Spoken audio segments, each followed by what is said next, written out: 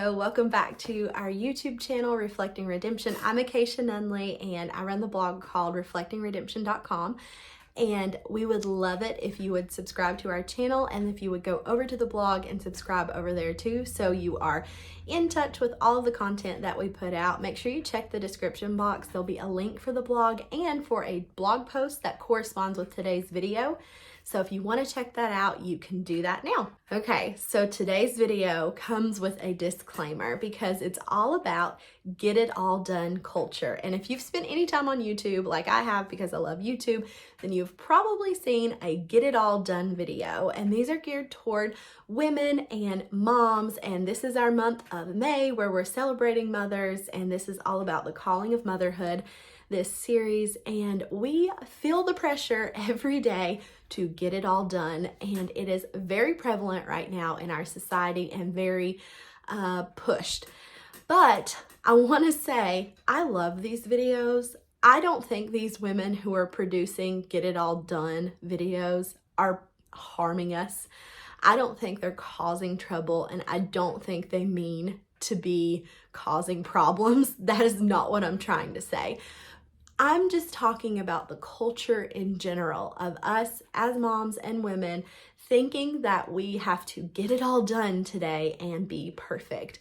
So that's what I want to dive into today, but I did want to let you know that I love those videos. I love to try to get it all done while I watch somebody get it all done.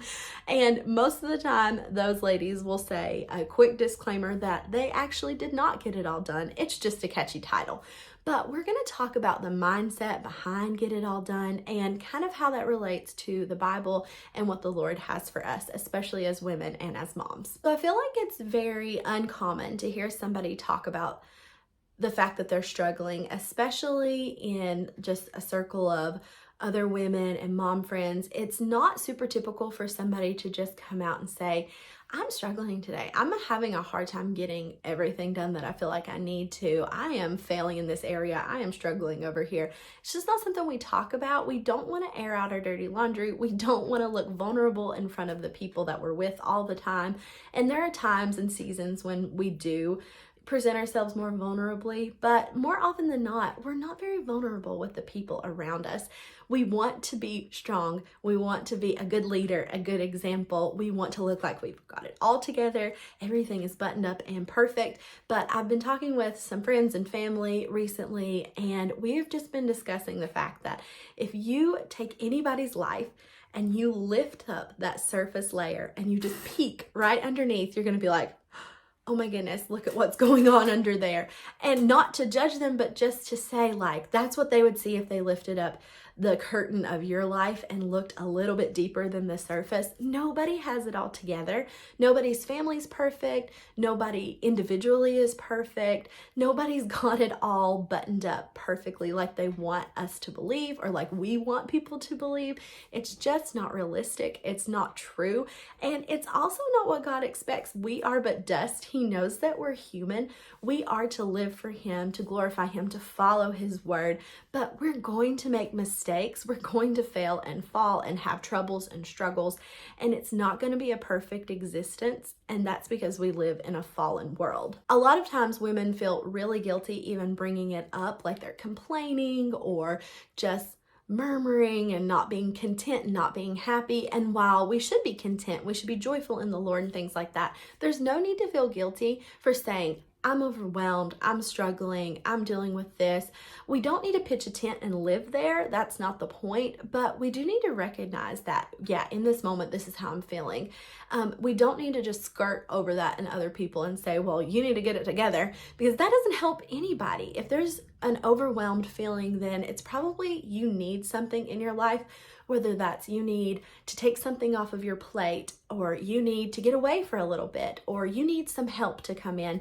Maybe things have just come over your head and it's all crashed in at one time and you're struggling and you need somebody to help you get on top of the things in your life, whatever that is.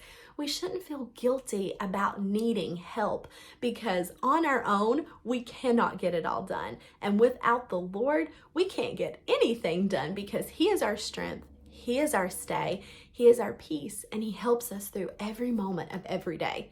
Can you tell that I'm passionate about this?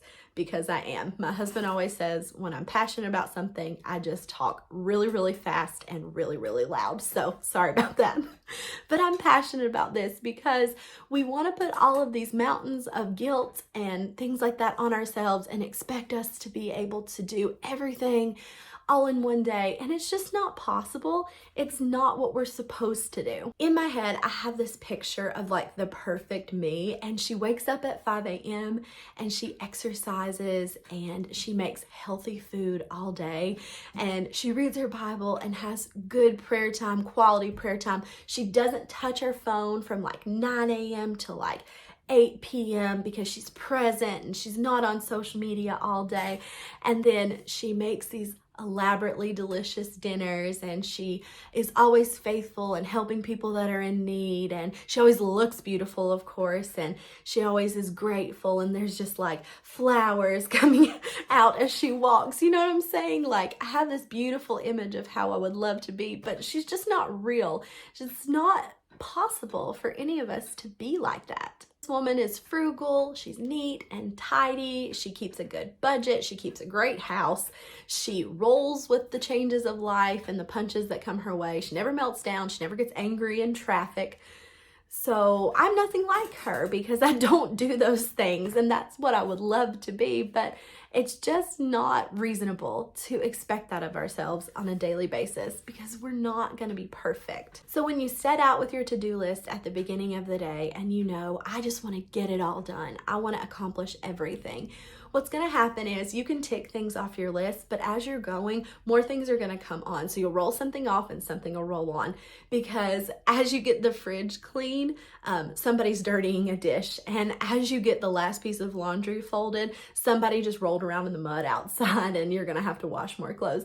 Or for me, this is the biggest one. As I have just finished mopping my porch, here comes a cat with muddy paws on the porch, or a dog, or a human, or it comes a big rain and like there's mud everywhere. So I don't even know why I cleaned the porch anymore. That's neither here nor there. But as things are getting done, more things are coming onto the list. And I don't want that to be discouraging, because it's like, well, what's the point even? Because we are to keep things tidy and keep trying and work at things. And we're not to be lazy and just lay around and let it pile up on purpose. The thing is to be diligent, but to be understanding and very gracious with ourselves and know that we are given 24 hours.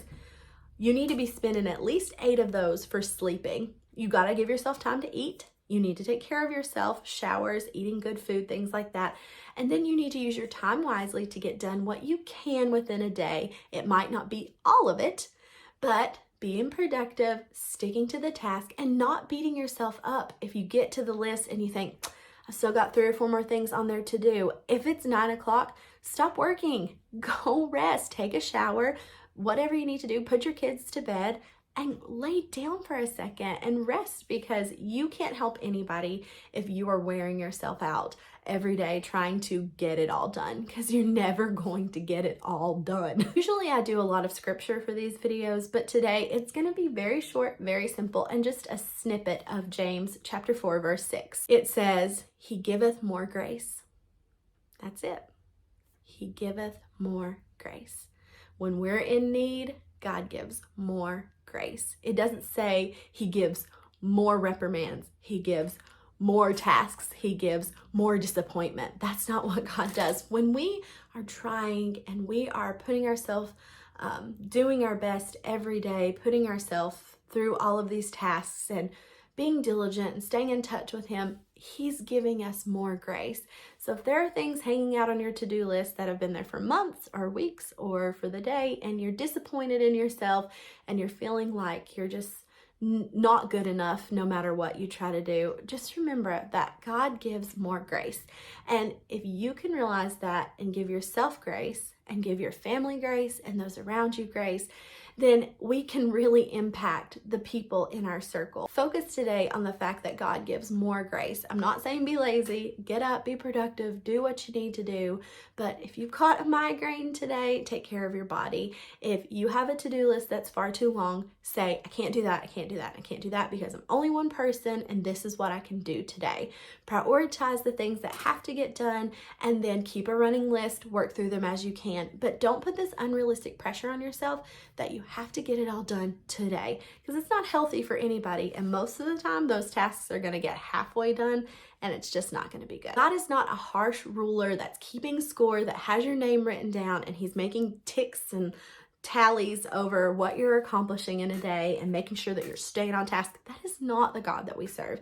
He is gracious, he is kind, he is compassionate, he has grace for us and love for us, and he wants us to come to him with everything. He wants us to try our best, be productive, take care of our families, take care of ourselves, but he understands and he gives more grace when we need it. I saw something the other day that said God didn't get it all done in one day either, so we don't have to worry about getting it all done in one day because he created the earth in 6 days, and on the 7th day he rested. So God took his entire week of 6 days, spread out his work, did all the things that he needed to do. He got them done by the 6th day, and on the 7th day he took the day off because we don't need to kill ourselves over and work every single day. We need to follow the example of the Lord, take time to rest, and also take time to do the things that we need to do. I hope this resonated with you. I hope you enjoyed it. If you did, make sure to give it a thumbs up. Check the description box and you will find today's devotional over on the blog. And also,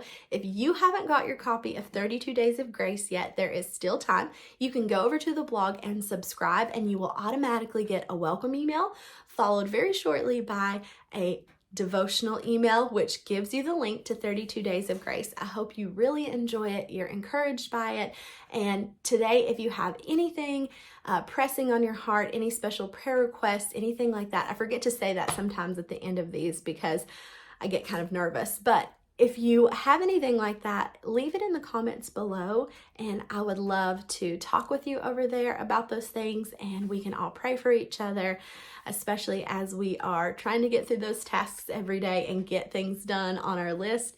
Just be encouraged that God is with you and he loves you, and hopefully we can build a community over here where we're supportive of each other and understanding, and we can pray for each other. So all that said, I hope you have an awesome day, and I'll see you next week. Bye.